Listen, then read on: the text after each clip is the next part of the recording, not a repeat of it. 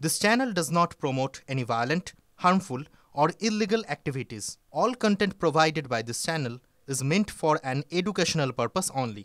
তিনি যখন মন্দির বানান আমরা তো তার বিরোধিতা করি না। তিনি যখন কার্নিভাল করেন রেড রোড আটকিয়ে আমরা তো তার বিরোধিতা কোনোদিন করি না। যখন তিনি সরকারি টাকায় একটা সম্প্রদায়কে 1,10,000 টাকা করে অনুদান দিচ্ছেন তখন তো আমরা বিরোধিতা করিনি। আমি কনস্টিটিউশনের উপরে দাঁড়িয়ে আমি আমার অধিকার মসজিদ করার, সেই মসজিদের কি নাম দেব? আমার পুত্র সন্তান জন্মালে আমি তার নাম বাবর রাখবো না হুমায়ুন রাখবো না অরঙ্গজেব রাখবো না শাহজাহান বাদশাহ রাখবো না সাদ্দাম হোসেন রাখবো? এটা আমার অধিকার। উনি মুখ্যমন্ত্রী বলে দেবেন? এটা কি কনস্টিটিউশনে বলা আছে? আজকে মুখ্যমন্ত্রী এই ধরনের কথা বলছেন, দায়িত্ব জ্ঞানহীনের মতো।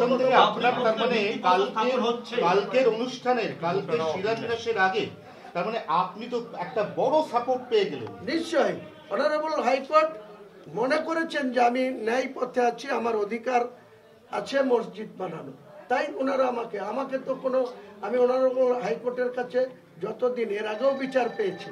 আমি 2009 সালে আমাকে বিনা অপরাধে ডক্টর ভরতলাল মিনা বামফ্রন্ট সরকারের police super, doctor Parvez Siddique এখন যেটা এই সরকারের খাদ্য দপ্তরের প্রিন্সিপাল সেক্রেটারি, আমাদের জেলার ডিএম ছিলেন, এনারা আমাকে বিনা অপরাধে অ্যারেস্ট করে 81 দিন বহরমপুর সেন্ট্রালে পুরে রেখেছিল। সেই কেস টিকাতে পারেনি, আমি বেকসুর বিশাল বাহিনী ইতিমধ্যে এসে পৌঁছে গেছে বহরমপুরে, মুর্শিদাবাদে। আটকানো যাবে হুমায়ুন কবিরকে? আমি বাহিনী এসছে, আমি স্বাগত জানাচ্ছি। ল অ্যান্ড অর্ডার দেখো ওনারা, রাজ্যপাল বাড়ানো হচ্ছে, বাড়াক, যত খুশি বাড়াক। আমি তো কোনো অসাংবিধানিক কাজ করছি না, আমি কাউকে আঘাত করার উদ্দেশ্য নিয়ে এটা করিনি। আমার কনস্টিটিউশনে অধিকার আছে আমার মসজিদ বানানো, হিন্দু ভাইদের মন্দির বানানো অধিকার আছে। সেখানে আমরা ওই এখানকার হিন্দু ভাইরা, আমি যখন 2024 সালের 12ই ডিসেম্বর বলেছিলাম, তারপরে দেখবেন সাগর দিঘিতে এক মহারাজ এসে 5 কাঠা জায়গার উপরে মন্দিরের শিলান্যাস করেছে।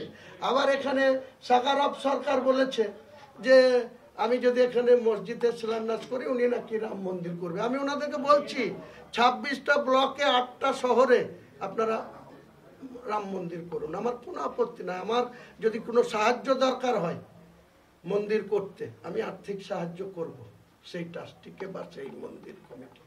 রাজ্য প্রশাসন এবং রাজ্য পুলিশ তাদেরকে সাহায্য করতে বলা হয়েছে, আগামীকাল কি সেই সাহায্য পাবেন? আপনি কি আশা করছেন? নিশ্চয়ই পাবো। আমি এসপি সাহেব দুদিন আগে আমার সাথে কথা হয়েছিল, তখন উনি বলেছিলেন কোনো অসুবিধা নেই।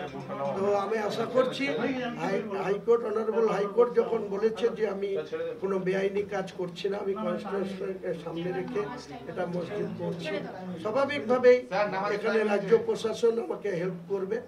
এবং এছাড়া আমার 2000 ভলেন্টিয়ার থাকবে এই এলাকার পরিচিত। শেষ প্রশ্ন সেটা হচ্ছে, আদালত বলেছে আইন শৃঙ্খলার পরিস্থিতির উপর গোটাটাই কিন্তু রাজ্য পুলিশ এটা দেখে নেবে, বুঝে নেবে।